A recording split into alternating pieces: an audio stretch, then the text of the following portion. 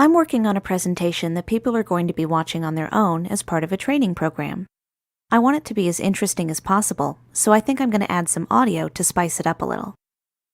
Start by going to the Insert tab, where you'll find the audio command on the far right of the ribbon. Here you can insert audio from a file, or you can record your own. For this first slide, I want to add some intro music that I already have saved to my computer. So I'm going to choose Audio on my PC, and a dialog box will appear. PowerPoint is compatible with several different audio formats, including MP3, WAV, and more. All you have to do is select the file you want, then click the Insert button. You can easily move the audio if you need to, then click the Play button to preview it.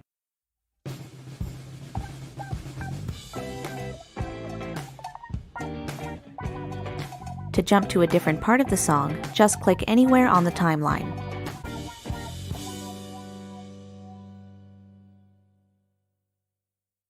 Next, we're going to take a look at ways to add narration by recording your own audio. You just need a microphone, one that's either built into your computer or the kind that plugs in separately. Again, go to the Audio command on the Insert tab. But this time, choose Record Audio from the menu, and a little dialog box will appear. When you're ready, click the button with the red dot to start recording, then click this one to stop. I'm just going to record a short intro for the slide. But I already know how to use the internet. Okay, so I've recorded my audio. Now we can click the play button to preview it. But I already know how to use the internet. When you're happy with the results, you can give the file a name, then click OK, and it'll be added to your slide. Now that we've added a couple different types of audio, I thought we'd take a look at some of the options on the Playback tab. This is where you can change the way your audio works when you play it during your presentation.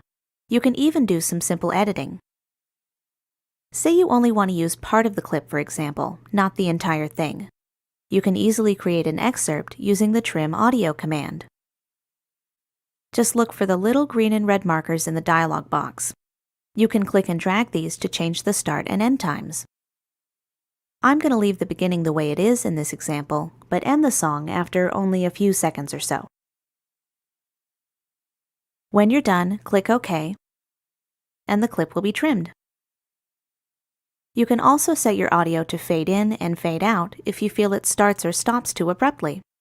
Just look to the options in the Editing group. I like the way this song starts, so I'm not going to add a fade in, but I will add a fade out of, let's say, 3 seconds. We'll take a look at what this sounds like later. If you want to be able to jump to a specific part of the audio during your presentation, you can add a bookmark. All you have to do is click the timeline to mark the point you want to use. Next, click the Add Bookmark command up here on the ribbon, and a little circle will appear. Now you can easily jump to this spot anytime during your presentation. When we play this in slideshow view, we will have to click the audio controls to make the music play. I'd rather have it start automatically though, since it is the intro music. We can change this using the settings in the Audio Options group. Just click the drop-down arrow next to Start, then choose Automatically from the menu. You can also hide the audio icon during your presentation, set the audio to loop until you stop it manually, and more. Finally, I think I'd like to make some changes to the appearance of the audio icon. We can do that by switching over to the Format tab. These are basically all the same options you get when you insert a picture in PowerPoint. In fact, you can even change the audio icon to a picture of your own, instead of using the default speaker icon. To get started, click the Change Picture command.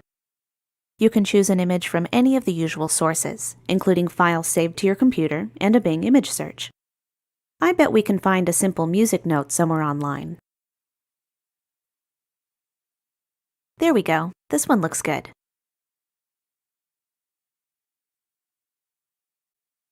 You can even adjust the image using the usual commands. In this example, I'm going to change the color so it blends in a little better with the slide. So I think my audio is finished. Why don't we take a look at the final product in full slideshow view?